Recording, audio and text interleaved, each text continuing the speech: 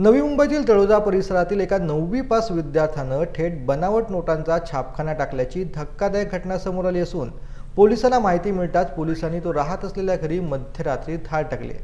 त्याला ताब्यात घेऊन झाडाझडती केली असता त्याच्याजवळ घरातून 2 लाखांच्या बनावट नोटा हस्तगत करण्यात आल्यात। आतापर्यंत त्याने 10, 20, 50, 100 आणि 200 रुपयांच्या एकूण 143 बनावट नोटा बनवल्या होत्या, त्या हस्तगत करण्यात आल्या। पोलिसांनी दिलेल्या माहितीनुसार त्याने यूट्यूबवरती बघून आणि माहिती घेत या नोटांची छपाई केली। आर्थिक चणचण असल्याने तो कुटुंबापासून अनेक दिवसांपासून वेगळा राहत होता। यातील काही नोटा त्याने वापरल्या। यावेळी दुकानदारांना संशय आल्याने त्याने पोलिसांना माहिती दिली आणि बनावट नोटांचा भांडव खऱ्या अर्थाने फुटलं। त्या ठिकाणी स्कॅनर्स, कॉम्प्युटर्स आणि काही विशिष्ट प्रकारचा कागद, कॉटन पेपर, रेडियम स्ट्रिप्स याच्या मदतीने खोट्या नोटा प्रिंट करत असल्याचं, 50 रुपये दराच्या, 100 रुपये दराच्या आणि 200 रुपये दराच्या नोटा प्रिंट करत असल्याचं आढळून आलं। एकूण 1443 बनावट नोटा 2,03,200 रुपये किमतीच्या त्याच्या ताब्यात मिळून आल्या।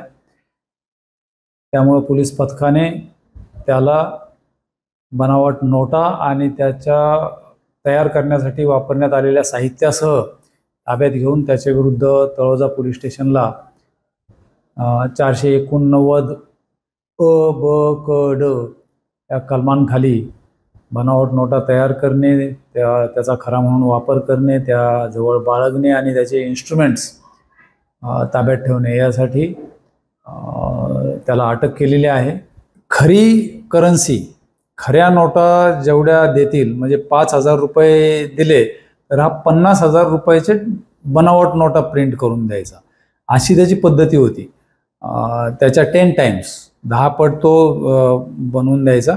अशा त्याने त्याचा एक परिचित प्रतीक येळे नावाचा आरोपी आहे, त्याला वाटवण्यासाठी दिल्याचं तपासात निष्पन्न झाल्याने ते प्रतीक येळेला आम्ही आता अटक केलेली आहे आणि न्यायालयाकडून रिमांड घेऊन त्याच्याकडे अधिक चौकशी करत आहेत।